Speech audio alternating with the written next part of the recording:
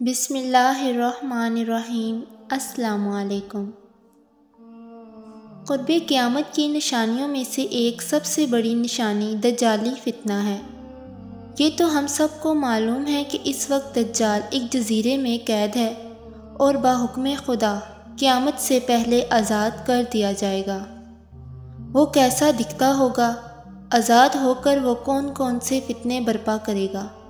یہی باتیں ہماری آج کی ویڈیو کا موضوع ہوں گی۔ دجال یہودیوں کی نسل سے ہوگا، جس کا قد چھوٹا ہوگا، دونوں پاؤں ٹیڑھے ہوں گے، جسم پر بالوں کی بھرمار ہوگی، رنگ سرخ یا گندمی ہوگا، سر کے بال حبشوں کی طرح ہوں گے، ناک چونچ کی طرح ہوگی، بائیں آنکھ سے کانا ہوگا، دائیں آنکھ میں انگور کے بقدرے ناخنا ہوگا۔ اس کے ماتھے پر کاف الف ف ر لکھا ہوگا، جسے ہر مسلمان بآسانی پڑھ سکے گا۔ اس کی آنکھ سوئی ہوگی مگر دل جاگتا رہے گا۔ شروع میں وہ ایمان و اصلاح کا دعویٰ لے کر اٹھے گا، لیکن جیسے ہی تھوڑے بہت متبعین میسر ہوں گے، وہ نبوت اور پھر خدائی کا دعویٰ کرے گا۔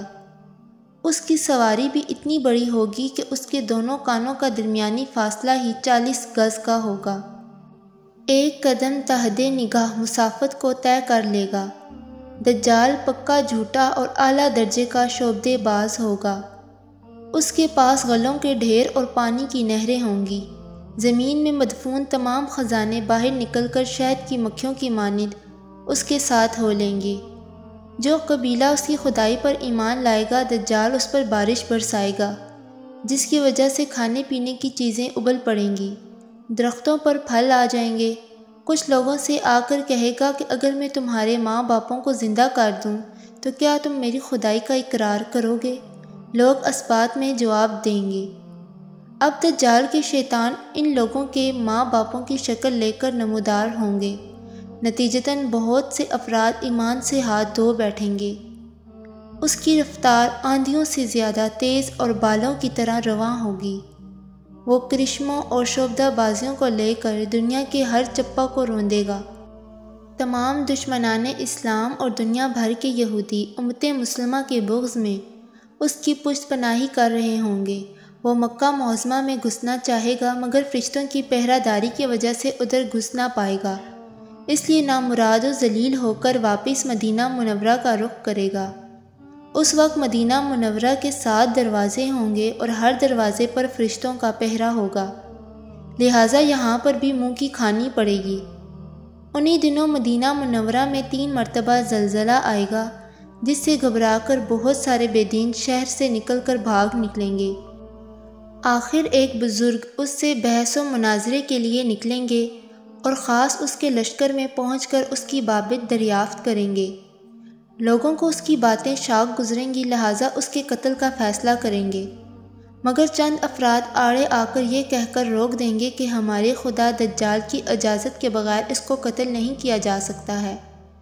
چنانچہ اس بزرگ کو دجال کے دربار میں حاضر کیا جائے گا، جہاں پہنچ کر یہ بزرگ چلا اٹھے گا، میں نے پہچان لیا کہ تو ہی دجال ملعون ہے، اور رسول صلی اللہ علیہ وآلہ وسلم نے ہمیں تیرے ہی خروج کی خبر دی تھی۔ دجال اس خبر کو سنتے ہی آپے سے باہر ہو جائے گا اور اس کو قتل کرنے کا فیصلہ کرے گا۔ درباری فوراً اس کے 2 ٹکڑے کر دیں گے۔ دجال اپنے حواریوں سے کہے گا کہ اب اگر میں اس کو دوبارہ زندہ کر دوں تو کیا تم کو میری خدائی کا پختہ یقین ہو جائے گا؟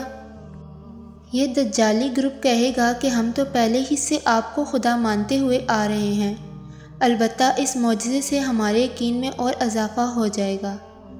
دجال اس بزرگ کے دونوں ٹکڑوں کو اکٹھا کر کے زندہ کرنے کی کوشش کرے گا۔ ادھر وہ بزرگ بوجہ حکم الہی کھڑے ہو جائیں گے اور کہیں گے اب تو مجھے اور زیادہ یقین آ گیا کہ تو ہی دجال ملعون ہے۔ وہ جھنجھلا کر دوبارہ انہیں ذبح کرنا چاہے گا، لیکن اب اس کی قدرت سلب کر لی جائے گی۔ دجال شرمندہ ہو کر انہیں اپنی جہنم میں جھونک دے گا، لیکن یہ آگ ان کے لیے ٹھنڈی اور گلزار بن جائے گی۔ اس کے بعد وہ شام کا رخ کرے گا، لیکن دمشق پہنچنے سے پہلے ہی حضرت مہدی علیہ السلام وہاں آ چکے ہوں گے۔ دجال دنیا میں صرف 40 دن رہے گا، ایک دن 1 سال، دوسرا 1 مہینہ اور تیسرا 1 ہفتے کے برابر ہوگا، بقیہ معمول کے مطابق ہوں گے۔ امام مہدی علیہ السلام دمشق پہنچتے ہی زور و شور سے جنگ کی تیاری شروع کر دیں گے، لیکن صورتحال بظاہر دجال کے حق میں ہوگی، کیونکہ وہ اپنے مادی و افرادی طاقت کے بلبوتے پر پوری دنیا پر اپنی ڈھاک بٹھا چکا ہوگا۔ اس لیے عسکری طاقت کے اعتبار سے تو اس کی شکست بظاہر مشکل ہو، مگر اللہ کی تائید اور نصرت کا سب کو یقین ہوگا۔ حضرت مہدی علیہ السلام اور تمام مسلمان اسی امید کے ساتھ دمشق میں دجال کے ساتھ جنگ کی تیاری میں ہوں گے۔ تمام مسلمان نمازوں کی ادائیگی دمشق کی قدیم شہرہ آفاق مسجد میں جامعہ اموی میں ادا کرتے ہوں گے۔